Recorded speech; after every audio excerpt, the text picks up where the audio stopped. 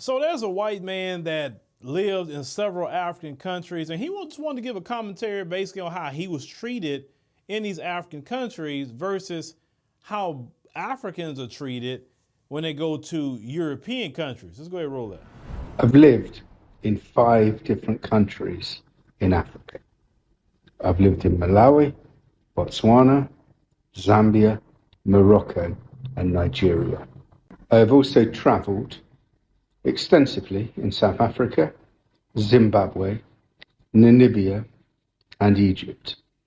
Never once in all my years of living or traveling on the African continent have I been mistreated in any way because of my ethnicity, because of my skin color.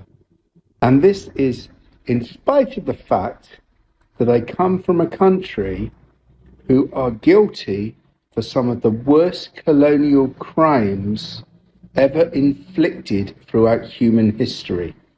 That's right, I was born in Great Britain. And without doubt, the British and the French committed the greatest atrocities across the continent of Africa. The Belgians have a good claim for the greatest atrocity in their treatment of the Congolese, but if one looks at it as an entity and the number of countries that were invaded by the British and French colonialists, one will see that they are the worst protagonists. Despite this, and despite the behavior of my ancestors, I have never been mistreated. In fact, I have been welcomed warmly in all of the countries I have lived in or visited. And when in Africa, I don't cocoon myself in some enclave dome which is inhabited by people who like to refer to themselves as expats. I hate that term. But no, I integrate as much as possible within local society. I will go to a shebeen.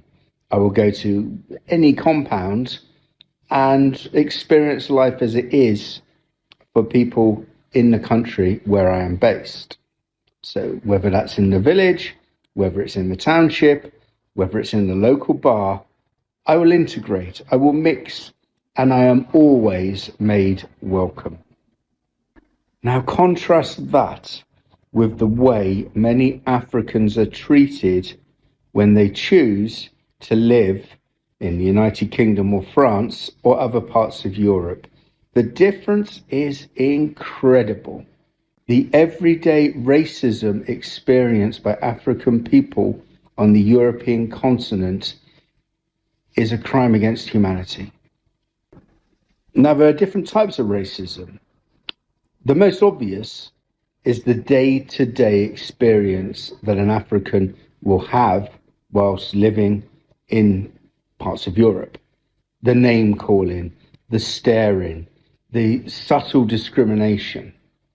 And for many Africans, they will just brush it off because it is so common that they just get used to it, sadly. Worse, though, is the institutional and structural racism that Africans have to abide with. The restrictions on their movements, the fact that most passports emulating from the African continent will only allow Africans to travel visa-free to a handful of countries. And most of those will be other African countries or countries in the Caribbean. And moreover, the difficulty that Africans have finding work in Europe is unimaginable. People who are qualified as doctors, accountants, lawyers, university lecturers, nurses, teachers do not have their qualifications and experiences recognized by most European countries.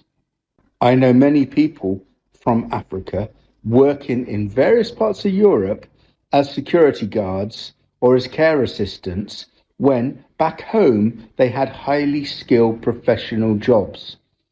But that experience is rarely recognized when they come to Europe unless they come as part of a transfer with an existing company. But if they come because they've migrated to Europe, their chances of accessing the sort of job which they are eminently capable of is slim.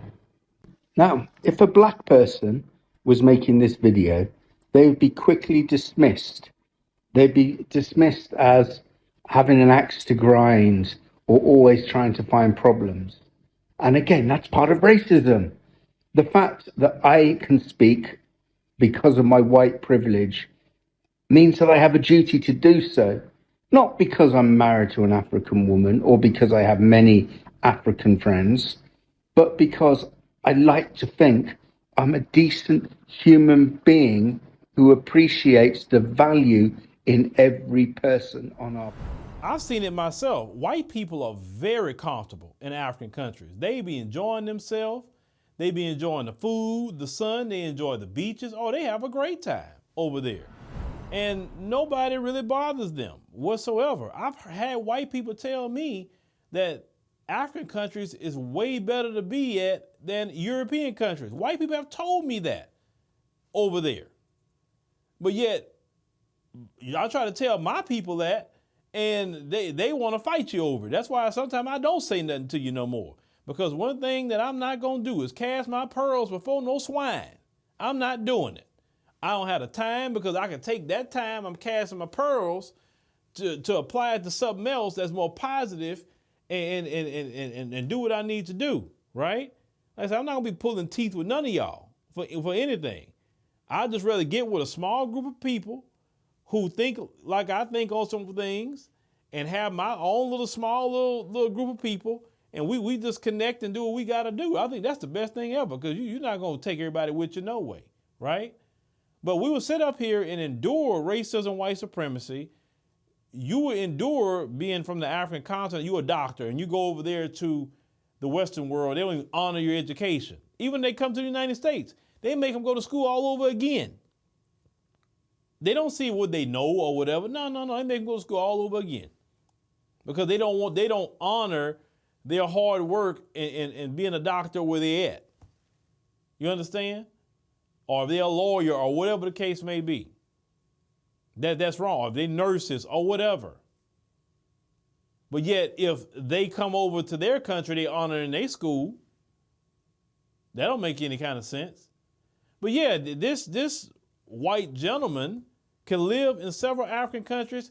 He's not in the majority, and he'll be fine with it. He'll be fine. Trust me on that. I've lived in 5 different countries in Africa. I've lived in Malawi, Botswana, Zambia, Morocco, and Nigeria. I've also traveled extensively in South Africa, Zimbabwe, Namibia, and Egypt. Never once in all my years of living or traveling on the African continent have I been mistreated in any way because of my ethnicity, because of my skin color. And this is in spite of the fact that I come from a country who are guilty for some of the worst colonial crimes ever inflicted throughout human history. That's right, I was born in Great Britain. Now contrast that with the way many Africans are treated when they choose to live in the United Kingdom or France or other parts of Europe. The difference is incredible. The everyday racism experienced by African people on the European continent is a crime against humanity. He's having a great time when he's in the African continent. Just like me, I have a great time when I'm in the African continent. I try to make sure of it. I try to eat good and meet several people and connect with the brothers and sisters. I love that. I love that, to do that all the time.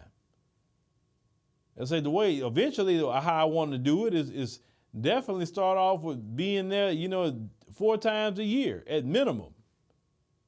Doing it, well, of course, I'll probably be there way more than that, because I got some business I'm working on in certain areas. So now my travel's about to start picking up with some of that shortly.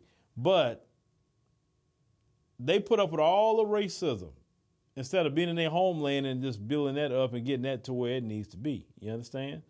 Because you better believe if Black Americans had our own country, and when I mean our own country, we run it, we control it, we all elect our own president, our own, form of government, whatever that may be, our own military, our own police. I'm talking, we have our own country, not here. I'm talking about somewhere else. You think we'd be running from that? No, we'd be trying to make that the best country in the world. That's exactly what we would do, but we don't have that. That's why sometimes when Black Americans see African brothers and sisters leaving their countries to come over here, I'm like, y'all got your own country. Like you don't have to be fighting with no racism or none of that. Like you choosing to come over here. Why? Of course, it's not all of them because shoot, it's not even the majority trying to come because they won't let them come because they're the wrong color, right? But y'all let me know what y'all think about this man here and what he has to say, because I believe, just look what happened in Ukraine. When their conflict jumped off with Russia, look at how they treated the Nigerian students. Look at in China, how they treated Nigerians during the time of the pandemic. Like when you see multiple things like that, like why do you want to be in anybody's country except your own?